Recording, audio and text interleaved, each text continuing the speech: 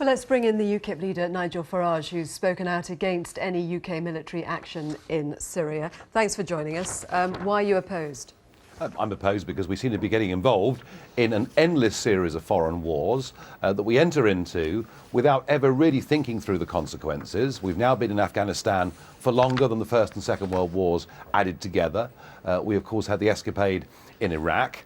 We've bombed Libya. And I do disagree with Claire Short on one thing. She says this is US dominated. Actually, it appears to me that William Hague and David Cameron are the keenest members of the international community to reach and rush for military action. And just ask yourself, by sending cruise missiles into Syria as a punishment for possibly using chemical weapons, how does that make anything better? I would have thought that perhaps it makes things even more unstable and we risk getting dragged into a conflict with big players on both sides of the argument. I cannot see that this is in our national interest, and I cannot see how firing cruise missiles can make anything better. The use of chemical weapons is illegal under the Chemical Weapons Convention. It can't just be left unchecked, can it? Well, killing people's against all international law. There are many forms of behaviour as well as chemical weapons that are against international law.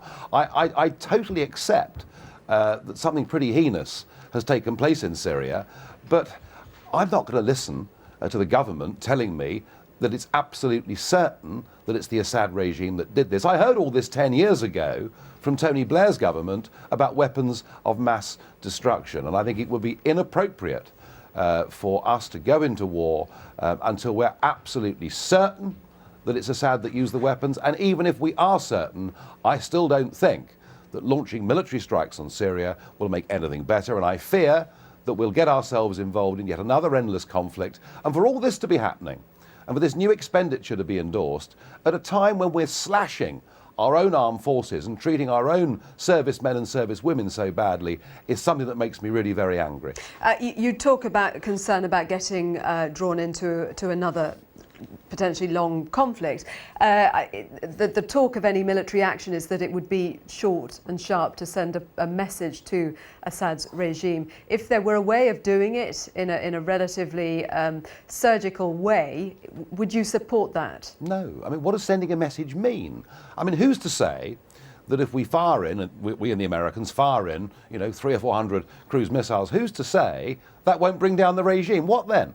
Do we take over? Do Al-Qaeda take over? I mean, whose side are we on here? Yes, we're against many of the things that Assad have done, but do we know who the opposition are? Have we really thought through any of this? And I think the answer is no. Now that everything has been said that has been said, America talked about the red lines. It feels like we are moving inexorably towards military action. Can there not be military action? Because if there isn't, it will look weak, won't it? Well, that, of course, is Obama's problem. He's the one that used the term red line. But I would have thought, certainly British public opinion is opposed to us getting involved in another war that is not directly in our national interest. And I would have thought American public opinion was much the same. So we appear to have the leaders of Britain, France and Germany egging each other on, but I don't see public democratic support for this anywhere. Nigel Farage, thank you. Thank you.